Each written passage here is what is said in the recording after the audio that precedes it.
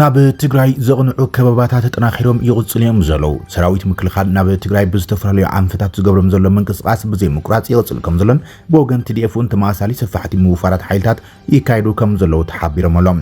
ናብ አዲስ አበባ ዝኣተው ሰለስተ ኣዘዝቲ TDF ነበር እቶም ኣብታ ከተማ ዝጸንሑን TPF ዘጣይሽን ጀነራላትን ላዕለዎት ወተሃደራዊ መኮንናትን ተጋሩም ወሳነ ኣኼባ ክቕመጡ ተወሲኑ ከም ዘለውን ሰሚዕና ኣለና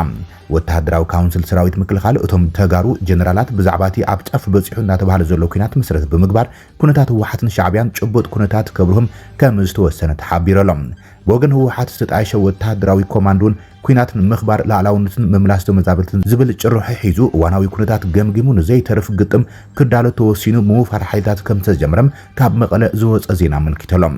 ሰራዊት ምክልኻል ኢትዮጵያ ብወገን ምዕራብ ትግራይ ኣዝዩ ዓብይ ሓይሊ ሃንጽ ከም ዘሎን ምትዕራይ ኩራትን ኣሃዱታትን ተኻይዶምሎም ሰራዊት ምክልኻል ናብ ትግራይ ካብ ክልላት ወፂኡ የግዕዝ ብምህላው ድማ ኣብ ዝተፈላለዩ ክልላት ኢትዮጵያ ከቤት ጸገም ጸጥታ ተፈጢሩ ከም ዘሎ ተገሊጸሎም በዚ ድማ እቶም ዝረኣዩ ዘለው ስጋታት ጸጥታን ምክልኻል መንግስቲም ልዑል ድልውነት ቴክኖሎጂ ኩናት ክሉ ከም ዝኣዘዘ ተሓቢሩ ዘሎም ሰራዊት ምክልኻል ውን ኣብ ዶባ ማለት ውን ኣብ ትግራይን ኤርትራን ዘዳው ከባቢታት ዝገብሮም ዘሎ ንጥፈታት መሰረት ብምግባር ውን ብሳተላይት ዝተተሓዘ ሰነድ ውን ወጽሎም ፕሬዚደንት አሜሪካ ዶናልድ ትራምፕ ስለ ባዕዲ ፍጥረታትን ኤሊያንስ ዮፈን ዘሎ ሚስጥራዊ ፋይላት ክወጹ ኣዚዘሎም ኢራን ኣብ ልዕሊያ ዝኾነ ይኹን መጥቃዕቲ እንተተፈንዮም ኣብቲ ዞባ ዝርከቡ ወተሃደራዊ ማዓስከራት ምዕራባውያን ሃገራት መጥቃዕቲ ዒላማ ክኾኑ ከም ዝኽእሉ ንውድብ ሕብራት ሃገራት ኣፍሪጣላ መንግስቲ ዓባይ ብሪጣንያ ኣሜሪካ ኣብ ልዕሊ ኢራን ክፍጽሙን ዝኽእል መጥቃዕቲ ወተሃደራዊ ማዓስከር ዓባይ ብሪጣንያ ክትጥቀመሉ ከም ዘይተፈቐደ ኣፍሊጠሉ ዝብሉም ዝተፈላለዩ ሓደሽትን እዋናዊ ምዕባለታትን ብዝርዝር ክነቕርበልኩም ኢና ዝኽብሪ ሰላምታና ካብ ትግራይ ሆራይዘን ይብጻሕኩም ንብል ሰብስክራይብ ላይክ ሼር እንዳግበርኩም ዜናታትና ክሳብ መወዳእታ ተከታተሎም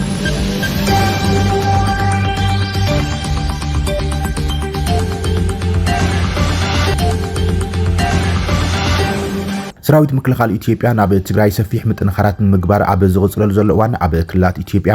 ዓብይ ስጋት ጸጥታ ምግጣም ከም ዝጀመረ ተሓቢሮሎም ንኣዲስ ስታንዳርድ ርእይቶም ዝሃቡ ነበርቲ ኣብ ቀረባ እዋን ሓይልታት ጸጥታ ፌደራል ካብ ዝተፈላለዩ ከባቢታት ብኸፊል ይኹን ሙሉእ ብምሉእ ምስሓቦም ኣብ ነበርቲ ልዑል ስክፍታት ጸጥታ ከም ዘሎ ገሊጾም ነበርቲ ዝተፈላለዩ ክልላት ሓይልታት ፌደራል ዓስኪሮምሉ ዝነበሩም ከባቢታት ገዲፎምዎ ምውጾም ህዝቢ ናብ ከቢድ ሻዕለት ከም ዝወደቐም ገሊጾም ለኢላ እታ ምንጪ እዚ ድማ ምስቲ ኣብ ትግራይ ዝካየድ ዘሎ ወጥሪ ተተሓይዙም ናብ ሰሜን ክፋላት ተሃገር ዝግበር ዘሎም ዳግም ውፋራት ሰራዊት ሲዕቡ ዝመፀ ከም ዝኾነ የምልክቶም ነበርቲ ክልል ደቡብ ኢትዮጵያ ዞባ ጋርዱላ ወረዳ ደራሽ ዞባ ቀለም ወለጋ ወረዳ አንፊሎን ሰራዊት ኢትዮጵያ ምስሓቡ ጸጥታዊ ባዶነት ፈጢሩም እዚ ድማ ጠንቂ ግጭት እናኾነ ይመጽ ከም ዘሎ ገሊጾም ሪፖርተራት AFP ውን ተማሳሊ ወተሃደራዊ ምንቅስቓሳትን ኣብ ምስ ትግራይ ዝዳው ከባቢታት ስጋት ኩናትን ከም ዘሎ ኣረጋጊጾም ቅድሚ ሓደ ሰሙን ሓይልታት ፌደራል ካብ ተኸባቢ ካብ ዝወጹ ንድሓር ኣብ መንጎ ተናሕናሕቲ ጉጅለታት ተኸባቢ ዝፍጠር ዘሎ ግጭት መሊሱ ከም ስርዓለም ነበርቲ ወረዳ ደራሽ ተዛሪቦም ሓይልታት ጸጥታ ኣብ ዝነበረሉ እዋን ሰላም ከም ዝነበረን ምስ ወጽ ግን እቲ ግጭት መሊሱ ተላዒሉ ይብል ሓደ ሽሙ ክግለጽ ዘይደለይ ነባሪ ኣብ 2017 ዞባ ሰገን ነበር ምፍራስ ሲዕቡም ዘይተፈትሐ መዋቕራዊ ሕቶታት ቀንዲ ጠንቂ ናይቲ ከባቢ ዘይምርግጋዕ ምዃኑ ነበርቲ ገልጾም እቲ ቀድሚ ሕዚ ንከባቢታት ጋርዱላ ኮንሶም ቡርጂ ኣማሮ ዘጠቓለ ዞባ ካብ ዝፈርስ ጀሚሮም ኣብ መንጎ ጎረባብቲ ማሕበረሰባት ብፍላይ ድማ ኣብ መንጎ ኮንሶን ደራሽን ከምኡን ኣብ መንጎ ደራሽን ጉማይድን ወጥሪ እናዓበየ ከም ዝመጸ እታ ምንጭ ጸብጽባላ እቲ መሰረታዊ መዋቕራዊ ጉዳይ ክሳብ ዝፍታሕ ድማ እቲ ኩነታት ከም ዝቀደሙ ዝቕጽል ዘሎ ይመስል ዝበለት ነባሪን እቲ ኣብቲ ከባቢ ዘሎ ሰላም ብዓብዩ ኣብ ህላዊ ሓይልታት ፌደራል ዝተመስረተ ምዃኖም ገሊጾም በተመሳሳሊ ኣብ ዞባ ቀለም ወለጋ ወረዳታት ሳይሆን አንፊሎን ነበርቲ ንኣዲስ ስታንዳርድ ኣብ ዝሃቡ ሓበሬታ መናእሰይ ብሓይሊ ናብ ወተሃደራዊ ሓይሊ ንምምልማል ወፍሪ ካይድ ከም ዘሎን ኣሃዱታት ሓይሊ ምክልኻል ብከቢድ ኣጽዋር ተዓጂቦም ናብ ክልል ጋምቤላ ይጉዕዙ ከም ዘለውን ገሊጾም ኣብ ወራድ ሓይልታት ጸጥታ ዝተፈጠረ ለውጢ ሲዕቡ ዝተፈጠረ ስጋት ኣብ ገለ ከባቢታት ድማ ዓመጽቲ ንጎንጽታት ኣሳዒበሎ ኢሎም ነበርቲ ተኸባብን ኣባላት ባይቶ ወከልቲ ህዝብን ንኣዲስ ስታንዳርድ ኣብ ዝሃቡ ሓበሬታ ኣብ ክልተ ወረዳታት ዞባ ጋሞ ብዝተፈላለዩ ብዝተፈጠረ ግጭት ብውሕድም 15 ሰባት ክሞቱን ከሎም ብዙሓት ካልኦት ድማ ቆሲሎም ኢላ ሰበስልጣናት ግጭት ብናይ ዶባት ምስሓብን ነዊሕ እዋን ጸንሐ ኣብ መንጎ ማሕበረሰባት ጸንሐ ወጥርን ዝተበገሰ ምዃኑ ብምሕባር እቲ ግጭት ንምክልኻል ኣብቲ ከባቢ ናይ ጸጥታ ባዶነት ምህላው ኣበርክቶ ዝገበረ ረቑሓ ምዃኑ ገሊጾም ኣብ ትግራይ ሰፊሕ ወተሃደራዊ ምትኻብ እናገ እናጋጥመ እዩ ዘሎ መሰረት ጸብጻብ AFP ሰራዊት ምክልኻል ሃገር ኢትዮጵያን ሓይልታት ትግራይ ናብ ዶባት ከባቢታት ይጉዕዙ ብምህላም ሓደጋ ኩናት ይውስኽ ምህላውን ዲፕሎማሲያዊ ምንጭታት ብምጥቃስ ኣጣቂሱ ጸብጺበሎም ሓይሊ ምክልኻል ኢትዮጵያ ንትግራይ ይኸባሎ ክብል ድማ ሓደ ምንጭ ክገልጽ እንከሎ ካልእ ምንጭ ትግራይ ድማ ነቲ ኩነታት ልዑል ምጥንኻር ዘለዎ ምንቅስቃስ ሓይልታት ክብል ይገልጹዎም ማሕበረሰብ ዓለም ነቶም ኣብቲ ግጭት ዘለዎ ወገናት ጸቕጢ ብምግባር ፍልያቶም ብዘተክፈትሑን እንተዘይቀጽል ድማ ሓደጋ ኩናት ክውስኽ ክብል እቲ ምንጭ ወሲኹ ገሊጾም ኣብ ክልል ኣምሓራ ዞባ ሰሜን ወሎ ከተማ ቆቦ ነበርቲ ወጥሪ ናውስኸ ከም ዝመጸን ሓይልታት ፌደራልን ክልልን ናብታ ከተማ ምእታዎም ገሊጾም ነበርቲ ንኣዲስ ስታንዳርድ ኣብ ዝሃብዎ ቃል ኣብ ቀረባ እዋን ሰራዊት ምክልኻል ፌደራል ብወገን ዓፋር ናብታ ከተማ ከም ዝኣተወን ቅድሚ ሓደ መዓልቲ ድማ ፍሉይ ሓይሊ ክልል ኣምሓራ ኣብ ቆቦ ከም ዝረኣዩ ሓቢሮም ኣሎም ሲቪል ማሕበራት ኣብታ ከተማ ንዓበይ ዝኸይድ ዘሎ ስጋኣት ምምላስ ካብ ባንክታት ገንዘብ እናሰሓቡን ቀረብ መግቢ ይእክቡን ከም ዘለዉ ይገልጽ ብሔራዊ ምንቅስቃስ ብሔራዊ ኣምሓራ ኣብ ዝሓለፈ ሰሙን ኣብ ዘውፅኦ መግለጺ ኣብ ትክልል ዘሎ ሕጽረት ሓይልታት ጸጥታን ምድኻም ንጥፈታት ኣኽበርቲ ሕግን ንሲቪል ማሕበራት ክቡር ዋጋ ይኽፍል ከም ዘሎ ብምሕባር መንግስታት ፌደራል ክልልን ነቲ ናይ ጸጥታ ክፍተት ፍሉይ ትኹረት ክገብርሉ እዩ ኣተሓሲቦም ብዘይካዚ ክልቲኡ መንግስታት ፌደራል ክልል ኣምሓራን ጸጥታዊ ክፍተት ዘለዎምን ሰናይ ምምሕዳር ዝሰኣኑን ከባቢታት ፍሉይ ትኹረት ክገብርሎም ኣተሓሲቦም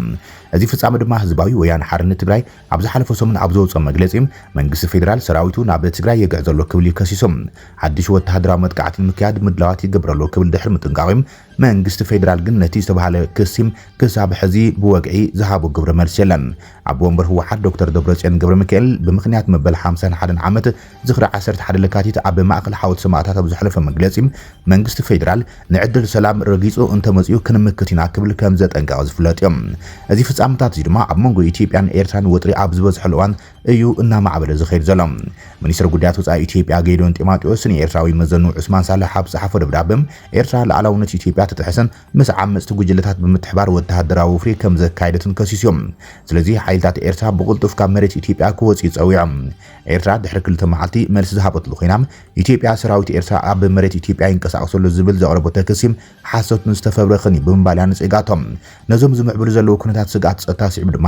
ዓቕሚ ቴክኖሎጂ ብኣግባቡ ምጥቃም ኣገዳሲ ምዃን ሰራዊት ምክልኻል ብመገዲ ሓይሊ ኣየር ኣቢሎም ኣብ ዝለዓለ ድልውነት ክቆሙ ተኣዚዘሎም ቀድማ ሚኒስትር ኢትዮጵያ ኣብይ ኣሕመድ ንሰራዊት ምክልኻል ሃገርን ላዕለዎት መራሕቲ ጸጥታን ከምኡውን ሓይሊ ኣየርን ብዝምልከት ፍልይ ዝበለ መምርሒ ሂብዎም ኣሎም እቲ መምርሒ ኣብ ውሽጥን ወጻን ዘለዎ ቡድኖታት ጸጥታ እናዓበይ ይኸይድ ብምህላም ኣብ ዙርያ ርእሰ ከተማ ኣዲስ ኣበባ ክረኣዩ ዝኽእሉ ምንቅስቓሳት ዕጡቓት ንምዕጋቱን ዝኾነ ዓይነት ስጋኣት ጸጥታ ንኸይፍጠርን ሰራዊት ምክልኻል ኣብ ዝለዓለ ድልውነት ዶ ክብል እዩ ኣዚዙ ተባሂሉ ዘሎ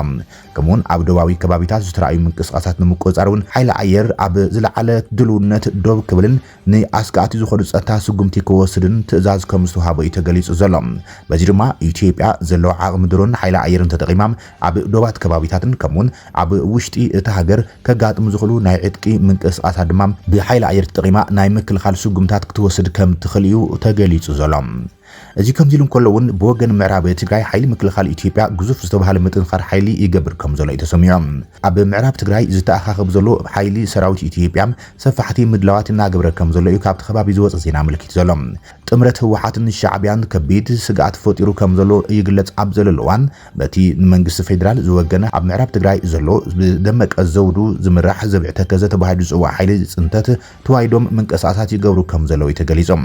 ካብ ወለጋ ዝመፀ ምዕራብ እዝ ልዕሊ ክልተ ኮራት ዝሓዘ ኮይኖም ምንቅስቓስ ኮራት 401 402 ዝፅውዑ ኮራት ብ5 ለካቲት ወርሒ 6 2018 ዓመት ምረት ኣብ ከባቢታት ተረካንን ባዓኸርን ሰፊሮም ከም ዘለው እቲ ዜና መልኪቶሎም ምትእኻብ ሰራዊት ምክልኻል ብወገን ምዕራብ ትግራይ ኣዝዩ እናተጠናኸረ ይኸይድ ከም ዘሎዮም እቶም ፍልፍላት ገሊጾም ተወሳኺ ክፍላት ሰራዊት መበል 57 ሜካናይዝድ ክፍላት ሰራዊት ኣብ ዳንሻ ባዓኸርን ተረካን ሰፊሮም ከም ዝርከቡን ዓቕሚ ኣጽዋር እዚ ግንባር እዚ ብርክት ዝበለ ከቢድ ኣጽዋር ዝተዓፀቐ ምዃኖም እቶም ፍልፍላት ገሊጾም ኣሎም ኣብዚ ሕዚ እዋን ኣብ ዞባ ምዕራብ ትግራይ ሰራዊት መንግስቲ ኢትዮጵያ ሰፋሕቲ ወተሃደራዊ ወፍርታትን ከምኡውን ምንቅስቓሳትን የካይድ ከም ዘሎም ካብቲ ከባቢ ዝወፀ ዜና ኣመልኪቶሎም ኣብ ከምዚ ዝኣመሰሉ ምዕባለታት ድማ ኣዲስ ኣበባን መቐለን ወተሃደራዊ ካውንስላት ኣኼባታትን ህጹጻት ምውፋራትን ከም ዝወሰና ተገሊጸሎም ላዕለዎት ወተሃደራውያን ኣዘዝቲ ዝሓቆፉ ወተሃደራዊ ካውንስል ሰራዊት ምክልኻል ኢትዮጵያ ነቲ ብኩሉ ገጽ ዝጽብጸብ ዘሎ ምድላዋት ኩናት ስሒቦም ውሳነ ጉዳይ ተጋሩ ጀነራላት ከም ዝበጽሕ ድማ ተገሊጸሎም እቶም ትማሊ ካብ ትግራይ ናብ ኣዲስ ኣበባ ኣምሊጦም ዝኣተው ሰለስተ ላዕለዎት ኮማንደራት TDF እቶም ኣብታ ከተማ ጽንሑ ነበር ብጾቶም እዋናዊ ኩነታት ትግራይ ንህወሓትን ሻዕብያን መሰረት ገይሮም መብርሂ ክቡ ኣኼባ ከም ዝተጸውዐም ፍልፍላት ዜና ጸብጺቦም ፀብፂቦም ዘሎም ኢትዮ ፎከስ ዝተባሃለ ፍልፍል ዜና ከም ፀብፀቦቶም ኣብቲ ተጋሩ ጀነራላትን ካልኦት ማዕርግ ዘሎም ወተሃደራዊ መኮንናትን ዝእከብሉ ኣኼባ ብዛዕባ ኣብ ትግራይ ዘሎ ኩነታት ክዘራርቡልን ቀጸልቲ ክውሰዱ ዝግብኦም ስጉምታታት ብዛዕባ ክምኽሩ ምዃኖም ሓቢራላ ኣብቲ ኣኼባ ግን ጀነራል ጻድቃን ገብረትንሳኤ ጀነራል ተክላይ አሸብር ጀነራል ገብረ እግዚአብሔር በይናም ጀነራል ዘውዱ ኪሮስ ዝርከቦም ፀንሑ ላዕለዎት ወተሃደራዊ መኮንናት እቶም ትማሊ ካብ መቐለ ዝኣተው ወተሃደራዊ ኣዘዝ ሰራዊት ትግራይ ነበር ጀነራል ጉዕሽ ገብረ ጀነራል ከበደ ፍቃዱን ኮሎኔል ንጉስ ወልደ ገብርኤልን ኣብ እዋናዊ ኩነታት ትግራይን ህወሓትን ሻዕብያን መሰረት ዝገብርዎ ዘለዉ ንጥፈታት ብዝርዝር ክብርሎምን ህዝቢ ትግራይ ካብዞም ናብ ናይ መወዳእታ ዘይብሉ ጥፍኣት ዘእትዎም ዘለዎ መራሕቲ ህወሓት ንምልቃቅ ዝግበሩ ዘለዉ ስጉምታት ክግበሩ ዝኽእሉ ስጉምታትን ክመኽሩን ናይ መወዳእታ ውሳነ ክህቡን እዮም ይብል እቲ ፍልፍል ዜና ብወገን ህወሓት ዝመርሑ ወተሃደራዊ ኮማንዶን ኣብቶም ዝምዕብሉ ዘለዉ ኩነታት መሰረት ብምግባር ኣኼባ ቀኒሞለው ኣብቲ ኣኼባ ድማ ብልጽግና ክወረና ምድላዋት ወጊኑ ሰራዊቱ ብዝተፈላለዩ ኣንፈታት ይኽበና እዩ ዘሎ ዝብል መደምደምታ ብምሓዝ እቲ ኩናት ንምኽባር ላዕላውነት ብዝብል ጭርሖም ንሕና እውን ክንገጥም ንዳሉ ዝብል ውሳነ ከም ዝሕለፈም እቶም ፍልፍላት ሓበሬታ ፀብፂቦም ኣሎም በዚ ድማ ብወገን ራያ ጸለምቲ ገማግም ተከዘ ክሳብ ሸራርም ናብ ምዕራብ ትግራይ ዘሳግሩ መስመራትን ብወገን ክልል ዓፋር ዘለዉ ወሰናትን ሓይልታት ሰፊሕ ምውፋራት ይገብራ ከም ዘለዋ ተሓቢሩ ዘሎም ብወገን ምዕራብ ትግራይ ሱዳን ዘላ ኣርሚ ሰብዓውን ኣብ ልዕል ተጠንቀቕ ክትቆም ከም ዝተነገራይሞ እቶም ፍልፍላት ዜና ረድዮም ዘሎም ብወገን ሰራዊት ኤርትራውን ናብ ከባቢታት ትግራይ ምእታው ከም ዝጀመረም እናተገለጸ ይቀንዮም ብሳትላይት ዝተቀረጹ ስእልታት ንጥፈታት ሰራዊት ኤርትራ ድማ ሰፋሕቲ ምውፋራት ሜካናይዝድ ሓይልታት ናብ ውሽጢ ትግራይ ይረግጹ ከም ዘሎም ሆርን ሪቪው ቅድሚ ክልተ መዓልታት ፀብፂባ ነይራ እዚ ብቐንዱ ኣብ መንጎ ኢትዮጵያን ኤርትራን ንሓይሊ ዝኸይድ ዘሎ ወጥሪ ስዒቦም ኣብ ዞባ ረብሓ ዘለዎን ሃገራት ምትእታዊ ገብራ እየን ዘሎም ሃገራት ወሽመጥ ዓረብ ማለት እውን ስዑድ ዓረብን ኤማሬትስ ዘለዎ ሰልፊ ከምኡን እስራኤልን ቱርክን ድማ ኣብ ዞባ ዝረኣዩ ዘለዉ ምዕባለታት ብግልፂ ኢደን ክሓውሳሉ ከም ዝኽእላን እቲ ዞባ ዓውደ ውግእ ዘን ሃገራት ክኸውን ከም ዝኽእሉም መጠንቀቕታት ዝወፅእ ዘሎም ፕሬዚደንት ዶናልድ ትራምፕ ስለ ባዕዲ ፍጥረታትን ኤልያንስ ዩፎን ዘለዉ ሚስጥራዊ ፋይላት ከወፁ ኣዚዞሎም ፕሬዚደንት ኣሜሪካ ዶናልድ ትራምፕ ንዓመታት ብዛዕባ ህላወ ባዕዲ ፍጥረታት መንነቶም ዘይተፈልጡ ነፈርቲ ነገራትን ማለት እውን ዩፎን ዝገልጹ ፋይላት መንግስቲ ፌደራል ንህዝቢ ክገልጽ ከም ዘሎም ብወግዒ ኣዚዞሎም ትራምፕ ነዚ መግለጺ ኣብ ማሕበራዊ መራኸቢታት ገጹ ትሩዝ ሶሻል ዝሃብኡ ኮይኖም እቶም ነቲ ሓበሬታ ሒዞም ዝጸንሑ ኣካላት ምክልኻል ንፀታን ነቲ ፋይላት መርሚሮም ነቶም ክሳብ ሕዚ ዘይፍለጡ ባዕዲ ነገራት ክለቅዎም ፃውዒ ተቕሪበሎም እቶም ክልቀቑ ዘሎም ፋይላት ብዛዕባ ባዕዲ ነገራት መንነቶም ዘይተፈልጡ ነፈርቲ ነገራትን ዩፎስ ከምኡን ብናይ ኣሜሪካ ትካላት ስለላ ዝተመዝገቡ ዘይተገልጹ ጸብጻባት ምዃኖም ይገለጽ ህዝቢ ኣሜሪካ ኣብዚ ንዓሰርተ ዓመታት ዓብይ ተገዳስነት ዘለዎ ጉዳይ ምስጢር ቁሉዕ ሓበሬታ ናይ ምርካብ መሰል ከም ዘሎም ከም ዝኣምኑን ገሊጹ ኣሎ ትራምፕ ቅድሚ ሕዚ ዝነበሩ ምምሕዳራት እውን ነዚ ሓበሬታ ብግቡእ ንህዝቢ ብዘይምግላጾም ፕሬዚደንት ትራምፕ ነቒፈሎም ምዝርጋሕ ናይዞም ፋይላት ኣብቲ ብዛዕባ ዳህሳስዋ ሳይንሳዊ ርካቦታትን ዩፎን ዝካየድ ክት ዓብይ ጽልዋ ክፈጥር ተባሂሎም ክሳብ ሕዚ ዝተገብሩ መጽናዕታት ህላው ባዕዲ ነገራት ዘረጋግጹ እኳ እንትኾኑም እዚ ሓዱሽ ንኽዝርጋሕ ተኣዝዩ ዘሎ ሓበሬታ ግን ኣብ ናይ ዓለም ተረኽ ሓዱሽ ነገር ሒዙ ክመጽእ ተባሂሉ ዝግመት ሰላም ኢራን ኣብ ልዕሊያ ዝኾነ ይኹን ወተሃደራዊ መጥቃዕቲ እንትበጽሑ ኣብቲ ዞባ ዝርከቡ ወተሃደራዊ ማዓስከራት ሃገራት መጥቃዕቲ ክበጽሖም ከም ዝኽእል ንውድብ ሕብራት ሃገራት ኣፍሊጣላ ምስ ኣሜሪካ ኣብ ወጥሪ ምትፍናን ተሸሚማ ዘላ ኢራን ኣብ ልዕሊያ ወተሃደራዊ ስጉምቲ ተወሲዶም ኣብ ዞባ ዝርከቡ ወተሃደራዊ ማዓስከራት መሳለጥያታትን ንብረትን ተጻባእቲ ሓይልታት ከም ሕጋዊ ዒላማ ክትቆጽሮም ምዃኖም ንዋና ጸሓፊ ሕብራት ሃገራት አንቶኒዮ ጉተሬዝ ሓቢራላ ቋሚ ወኪል ኢራን ኣብ ሕብራት ሃገራት ናብ አንቶኒዮ ጉተሬዝ ኣብ ጸሓፈ ደብዳቤም ኢራን ንዝኾነ መጥቃዕቲ ወሳንን ብመጠንን ምላሽ ከም እትህብ ገሊጹሎም እቲ ደብዳቤ ፕሬዚደንት ኣሜሪካ ዶናልድ ትራምፕ ብዛዕባ ኢራን ዝዛረቦ ቃላት ሓቀኛ ስጋት ወተሃደራዊ መጥቃዕቲ ከም ዘመልክት ገሊጹሎም እቲ ቋሚ ወኪል ንጉተሬዝ ኣብ ጸሓፈ ደብዳቤ እውን ኣብ ጸሓፈ ደብዳቤ እውን ኢራን ኩናት ከም ዘይትደሊ ገሊጹም እቲ ደብዳቤ እስላማዊት ሪፐብሊክ ኢራን ወጥሪ ይኹን ኩናት ከም ዘይትደሊ ከምኡን ዝኾነ ኩናት ከም ዘይትጅምር ኣብ ዝለዓለ ደረጃ ብተደጋጋሚ ገሊጻ ይብል እንተኾነ ግን ኣብ ልዕሊ ወተሃደራዊ መጥቃዕቲ ተተፈሪዶም ኢራን ብመሰረት አንቀጽ 51 ቻርተር ሕብራት ሃገራት ዘለዋ ባህርያዊ መሰል ርእሰ ምክልኻል ብምጥቃም ወሳንን ተመጣጣን ምላሽ ክትህብ ክብል ማዕከን ዜና ቱርኪ ኣናዶሉ ጸብጺበሎም ኣብቲ ኢራን እትቦ ርእሰ ምክልኻል ምላሽ ኩሎም ኣብቲ ዞባ ዝርከቡ ወተሃደራዊ ማዓስከራት መሳለጥያታትን ንብረትን ሓይልታት ጸላይ ሕጋዊ ዕላማ ክኾኑዮም ክብልዮም ኣጠንቂቖም ኣሜሪካ ድማ ብወገናም ኢራን ተራእዩ ዘይፈለጥን ክትቋጸሮ ዘይትኽልን ከቢድን ናይ መወዳእታን መጥቃዕቲ ክበጽሓ ከም ዝኽእል ኣጠንቂቓ ዘላ ቋሚ ወኪል ኢራን ብተወሳኺ ንባይቶ ጸጥታ ሕብራት ሃገራትን ዋና ጸሓፍን ግዜኡ ከይኣኸለ ብዘይ ውዓል ሕደር ስጉምቲ ክወስድ ይጸዊዑ ጸኒሖም ፕሬዚደንት አሜሪካ ዶናልድ ትራምፕ ሃገሩ ምስ ኢራን ኣብ ስምምዕ ክትበጽሕ ድያ ወይስ ወተሃደራዊ ስጉምቲ ክትወስድ ኣብ ውሽጢ 10 መዓልታት ከም ዝውስን እዩ ገሊጾም እዚ ከምዚ ኢሎም ከለውን መንግስቲ ዓባይ ብሪጣንያ አሜሪካ ኣብ ልዕሊ ኢራን ክትፍጽሞ ዝኽእል መጥቃዕቲ ወተሃደራዊ ማዓስከር ዓባይ ብሪጣንያ ከም ዘይፍቀደት ቢቢሲ ጸብጺበላ አሜሪካ ቅድሚ ሕዚ ኣብ ግሎስተርሻየር ዝርከብ ራፎርፎርድ ተጠቂማ ኣብ ማእከላይ ምዕራብ መጥቃዕታት ክትፍጽም ጸኒሓ ዓባይ ብሪጣንያ ኣብ ወጻኢ ሃገራት ዝርከብ ዲዮጎ ጋርሺያ ዝርከብ መደበሩን ኣብቲ ዞባ ንዝካየድ መጥቃዕታት ተጠቂማ እያ ፕሬዚደንት አሜሪካ ዶናልድ ትራምፕ ቅድሚ 2 መዓልታት ብሪጣንያ ደሴታት ቻጎስ ንሞሪሸስ ክትረክባ ዝሓሰበቶ መደብ ነቂፍዩ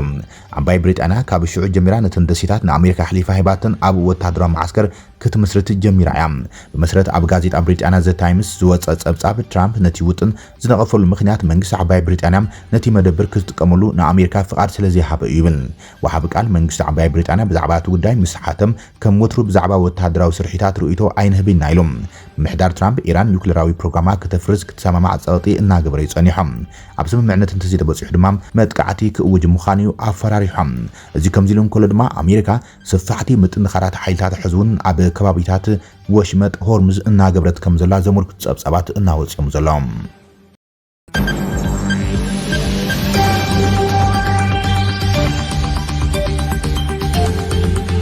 ክብራትን ፍትዋትን ተኸታተልቲ ዜናታትና ነይ ሰዓት ዝብልናይ መሓደሽቲ ምዕባለታትን ዋናዊ ዜናታትን ዛዚምና ለና ንምክትታለኹም ነመስግን ሰላም